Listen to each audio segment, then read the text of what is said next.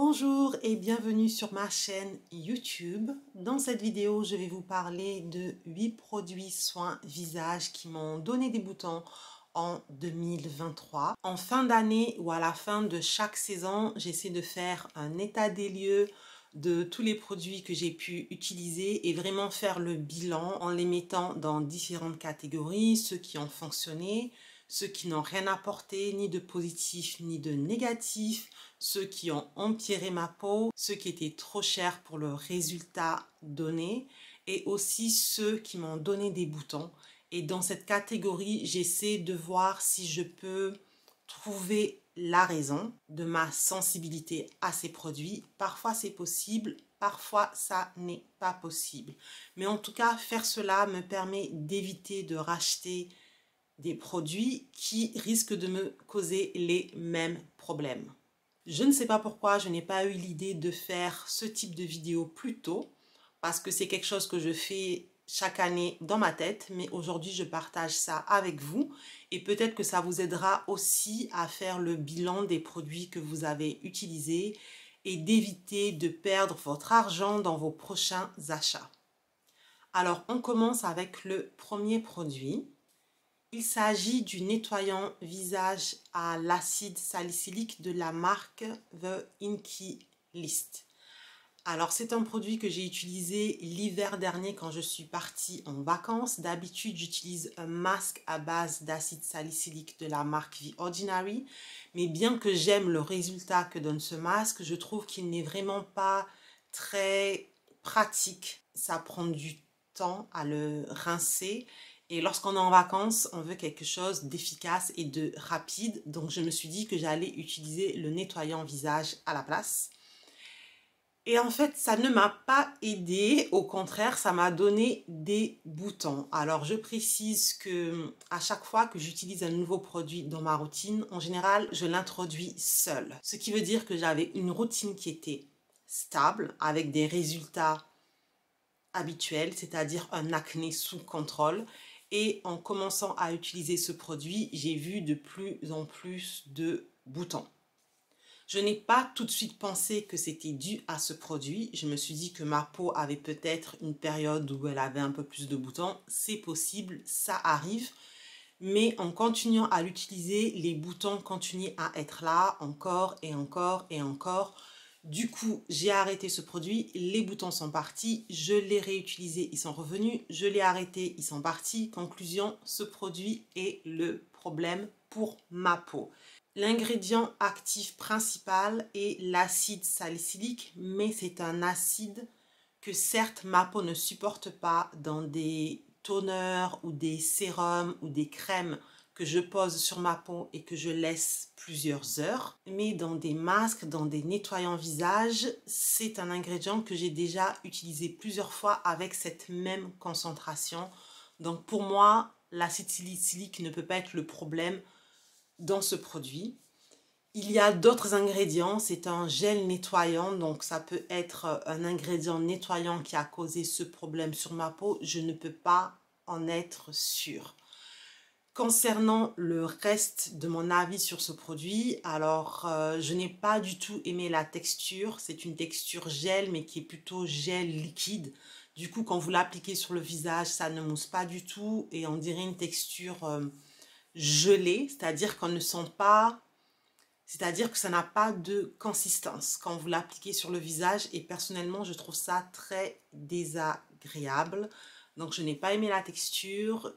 Évidemment, il ne m'a pas aidé à réduire mes boutons, ce qui est le but normalement de ce produit. Mais bon, c'est parce que j'ai eu une mauvaise réaction. Pour moi, ce n'est pas un produit que je pourrais racheter. Le second produit est aussi un gel nettoyant. Cette fois-ci, il s'agit d'un gel simple de la marque américaine Chemist Confession. C'est une marque qui a été créée par deux blogueuses qui sont des chimistes en cosmétologie. Et elles ont créé leur marque. Ce nettoyant visage est l'un de leurs produits. C'est un nettoyant qui est censé être doux, bien pour les peaux sensibles, qui nettoie bien le visage. Et lorsque je l'ai utilisé pour la première fois, je dois dire que je pensais qu'il allait devenir mon nouveau nettoyant visage préféré car il nettoie très bien sans assécher la peau. Seulement les jours qui ont suivi, je me suis rendu compte encore une fois que j'avais plus de boutons que la normale et le seul nouveau produit dans ma routine, c'était celui-ci.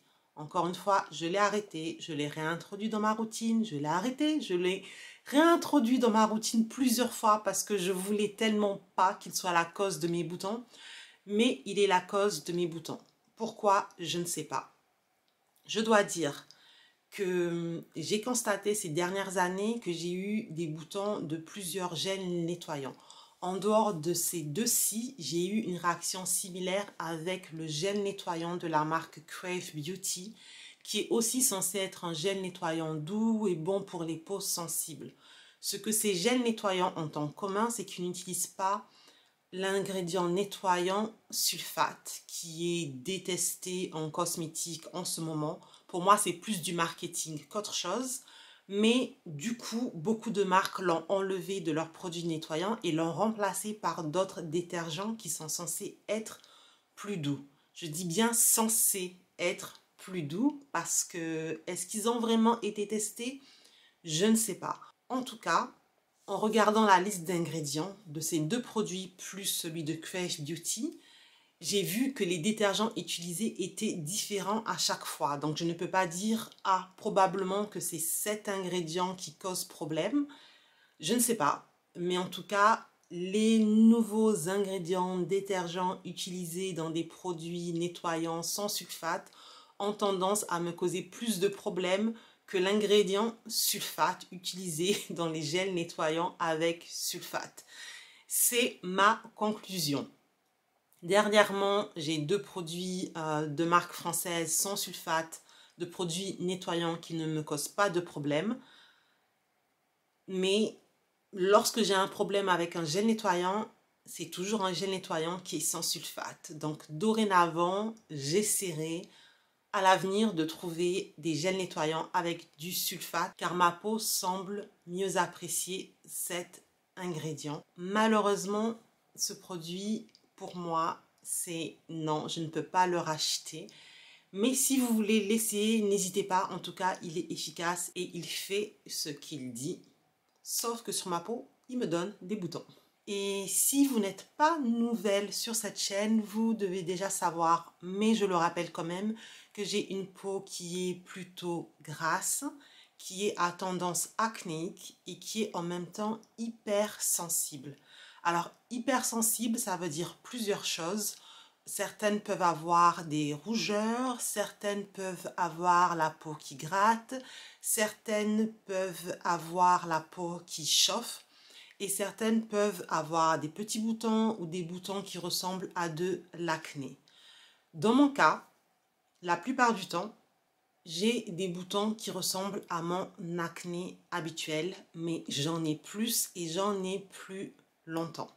Après les nettoyants visage, j'ai 4 produits à vous montrer qui sont des produits hydratants.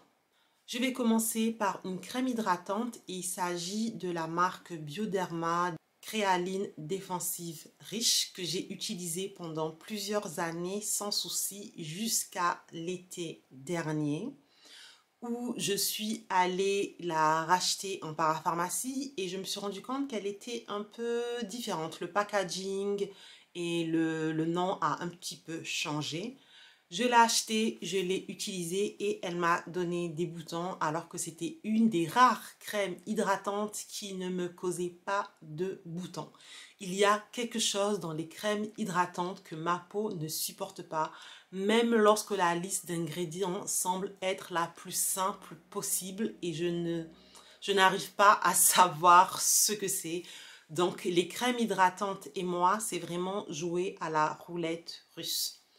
Donc la version précédente de cette crème ne me posait pas de problème. La nouvelle formule m'a donné des boutons. Donc au final, je l'ai utilisée autour de mes yeux sans problème. Elle hydrate très bien. Elle est censée être pour les peaux sensibles. Mais malheureusement, elle n'est pas pour ma peau sensible. Donc cette crème, je ne la rachèterai pas. Le deuxième produit hydratant est de la marque Geek & Gorgeous et il s'agit de leur lotion hydratante. J'en ai déjà parlé sur cette chaîne ainsi que le produit précédent d'ailleurs. C'est une lotion hydratante qui hydrate très bien, qui est censée être bonne pour les peaux sensibles, mais pas pour la mienne car elle m'a donné des boutons.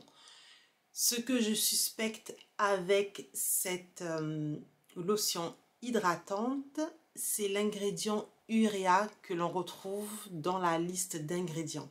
C'est un ingrédient que j'ai vu plusieurs fois dans plusieurs produits qui à chaque fois m'ont donné le même type de bouton qui ressemble à de l'acné.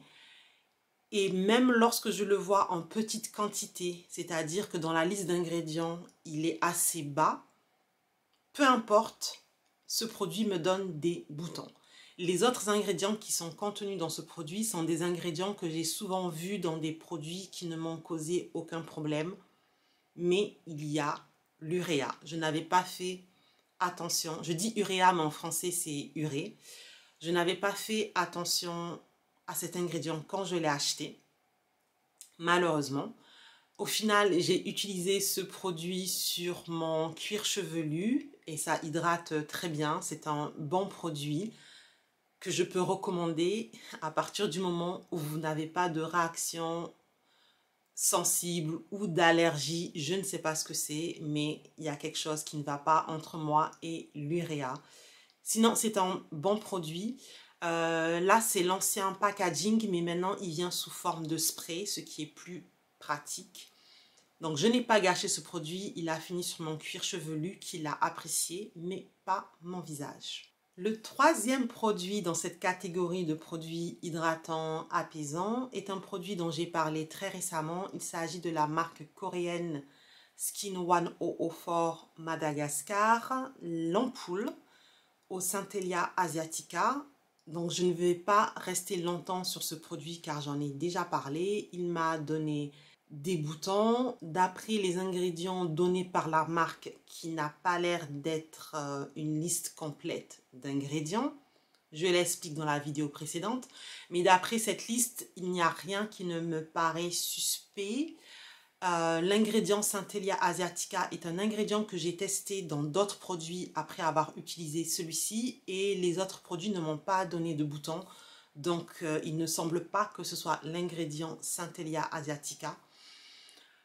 Et je ne sais pas pourquoi ce produit m'a donné des boutons. Des fois, on ne sait pas pourquoi et il faut juste l'accepter et c'est tout ce que l'on peut faire parce que le problème peut venir d'un ingrédient, le problème peut venir de la concentration de cet ingrédient, le problème peut venir de la combinaison de plusieurs ingrédients entre eux. Il y a beaucoup de choses que l'on ne peut pas voir avec une liste d'ingrédients. Il faut juste faire avec, écouter sa peau et si un produit ne va pas, eh bien, il faut juste laisser tomber. Le dernier dans la liste des produits hydratants va probablement vous étonner et il s'agit du gel crème de la marque Aveeno. Je dis qu'il va vous étonner car ce produit était présent dans ma routine récente pour l'été. Mais je dois dire que pour ma défense, que dans cette routine, j'ai expliqué que ce gel hydratant était nouveau dans ma routine. Alors, que je vous explique, cet été, j'ai utilisé principalement la crème hydratante de la marque Dr. Sam's que j'utilise depuis des années. Parfois, je n'utilisais pas de crème hydratante parce qu'avec ma peau grasse, parfois en été, selon les températures, selon l'humidité dans l'air, je ne ressens pas du tout le besoin d'hydrater ma peau. Et de temps en temps, j'ai utilisé cette crème hydratante pour les jours où il faisait un peu plus froid. C'est-à-dire que pendant l'été, je ne l'ai pas utilisée tous les jours. Je ne l'ai pas utilisée consécutivement. Avec l'automne qui est arrivé, j'ai fini ma crème hydratante Dr. Sam's qui est plus légère et j'ai commencé à utiliser ce produit au quotidien. Et malheureusement, j'ai eu des boutons. Alors, je n'ai pas tout de suite compris que cette crème était le problème car je l'ai utilisée l'été. J'ai suspecté d'autres choses dans ma routine. Mais au final, je me suis dit non, la seule chose que j'ai commencé à utiliser quotidiennement, c'est ce produit. Donc j'ai arrêté de l'utiliser, les boutons sont partis, je l'ai réutilisé, les boutons sont revenus, je l'ai arrêté, les boutons sont partis. Et là, j'avais les nerfs car j'adore cette crème dans le sens où elle hydrate très bien. Elle n'est pas grasse, j'aime la texture pour une peau mixte à grasse comme la mienne, elle est vraiment parfaite, sauf que lorsque j'ai regardé la liste d'ingrédients, j'ai remarqué l'ingrédient beeswax. Et c'est un ingrédient que j'évite depuis des années dans ma routine car je suspecte que j'ai une allergie au miel, donc peut-être aux abeilles, je ne sais pas. Et je pense que j'ai une allergie parce qu'il y a plusieurs années, lorsque je m'amusais encore à faire des masques DIY, j'avais fait un masque hydratant au miel que j'avais posé sur mon visage quelques minutes seulement. Et le lendemain, je me suis réveillée avec une tonne de boutons sur mon visage. Alors certes, le masque avait une quantité de miel conséquente. Ce produit ne m'a pas donné autant de boutons, mais la quantité plus faible a peut-être été suffisante. C'est le seul ingrédient qui est nouveau dans ce gel hydratant. Tous les autres ingrédients sont des ingrédients que j'ai déjà vus dans d'autres produits, en particulier l'avoine, qui est un produit que ma peau adore. Donc, c'est la première fois que j'utilise un produit avec l'ingrédient beeswax et le résultat, en l'utilisant tous les jours, a été que j'ai eu des boutons. Lorsque j'ai acheté ce produit, j'ai regardé la liste d'ingrédients, mais apparemment, je n'y ai pas prêté suffisamment attention car si j'avais vu le beeswax, j'aurais réfléchi à 2 fois avant de l'acheter. Malgré tout, j'ai pu l'utiliser jusqu'au bout en l'utilisant avec parcimonie cet été, mais là, je l'ai fini et malheureusement, je ne pourrai pas le racheter. Malgré tout, je pense que c'est un bon produit pour les peaux grasses qui ont envie d'hydratation. Mais si vous avez une allergie aux abeilles, au miel, à l'ingrédient beeswax, je ne vous le conseille pas. Les 2 derniers produits que je vais vous montrer sont des nouveaux produits que je comptais utiliser dans ma nouvelle routine allant de l'automne à l'été. Malheureusement, ces 2 produits m'ont donné des boutons. Je vais commencer par un produit de la marque Geek & Gorgeous. Encore une fois, c'est une marque que j'aime beaucoup. Malheureusement, je n'ai pas de chance. Et il s'agit cette fois de leur produit EHPAD Azéclar 20%. C'est un produit qui contient un dérivé d'acide azélaïque qui est un ingrédient qui permet de calmer les peaux inflammées, de réduire l'hyperpigmentation, de réduire l'apparition de boutons. L'ingrédient acide azélaïque, c'est un ingrédient que j'ai utilisé dans plusieurs produits depuis plusieurs années. Donc je sais que je n'ai pas d'allergie ou de sensibilité à cet ingrédient. Malheureusement, lorsque j'ai utilisé celui-ci, j'ai commencé à avoir des boutons très rapidement et à des endroits où habituellement je n'ai pas de boutons. C'est pour ça que je me suis tout de suite rendu compte qu'il y avait un problème. Habituellement, lorsque j'ai des boutons à des endroits où j'ai habituellement des boutons, je ne réagis pas tout de suite car ça peut arriver. Le problème, c'est quand ça dure trop longtemps. Mon acné est sous contrôle, donc avec ma routine habituelle qui fonctionne, je ne suis pas censée avoir de l'acné qui traîne et qui dure.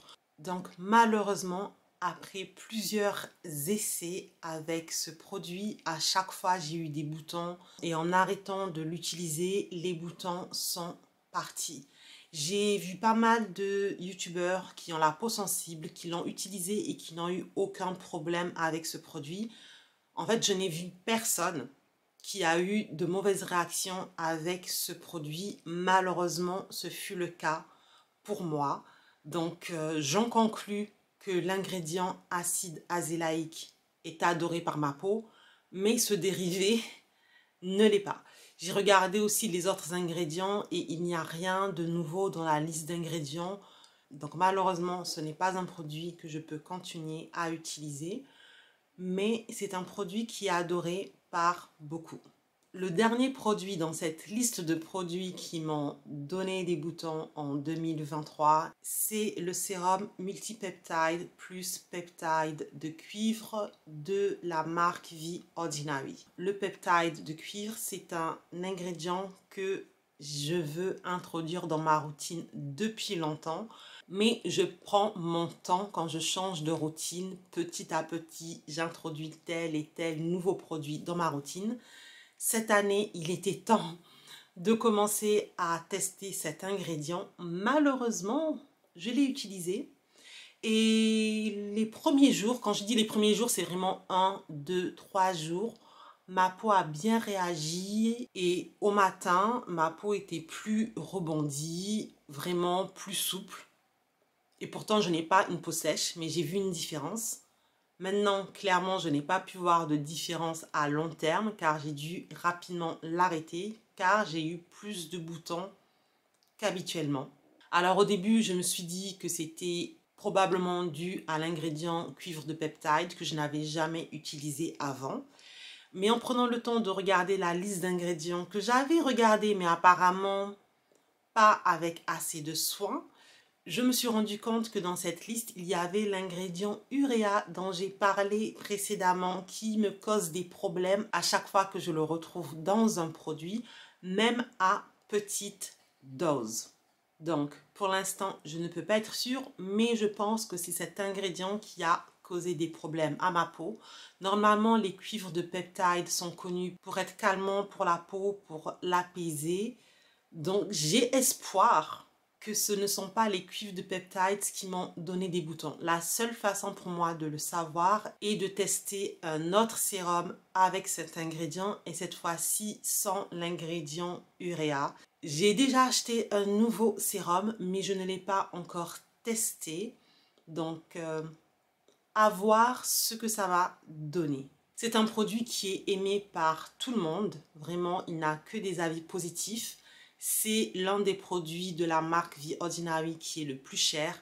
Malheureusement, sur ma peau, il m'a donné plus de boutons, donc je ne pourrai pas le racheter. Dites-moi en commentaire si vous avez eu des problèmes avec certains produits cette année. Dites-moi si vous avez essayé les produits que je vous ai montrés dans cette vidéo. Est-ce que vous les aimez ou pas? En tout cas, on se retrouvera dans la prochaine vidéo et merci beaucoup d'avoir regardé celle-ci. Bye bye!